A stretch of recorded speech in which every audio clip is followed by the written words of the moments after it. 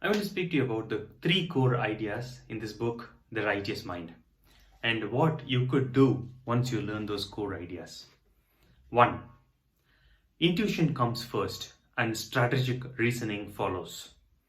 The first idea is you make decisions. You make decisions on what is right and what is wrong based on intuition. And then you come up with all possible logical reasons to justify what your intuition says. You could imagine this as if a rider on an elephant. Elephant is like 99% of your brain, which is largely driven by intuition, and the rider on top is your logical part. Once the elephant looks at something or does something, the rider explains why the elephant does. So that's the key idea 1. 2.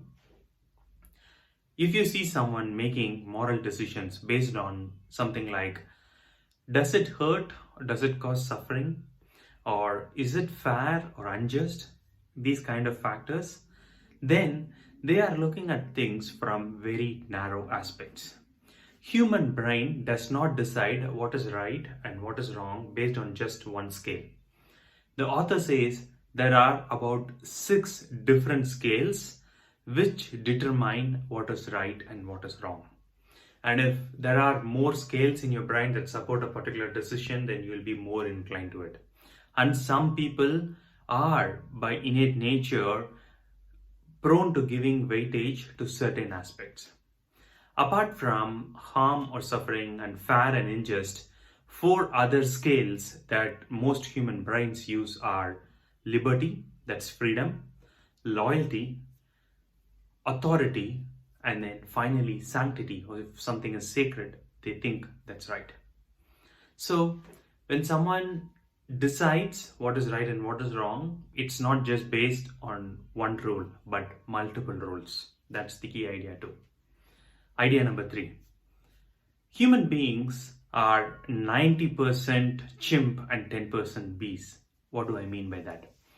90% of the time we behave more selfishly. But when it comes to something really important, or if there could be danger for society as a whole, then all altruistic emotions come out and we start supporting the society. And that is bees working as society.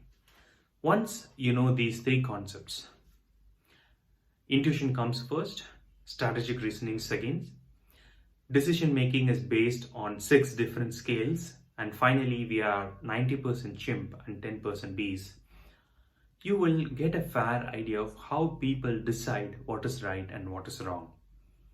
When people use different approaches, it will give you a perspective to understand where they are coming from. You may be able to use logical arguments to convince them otherwise on the aspects they look at.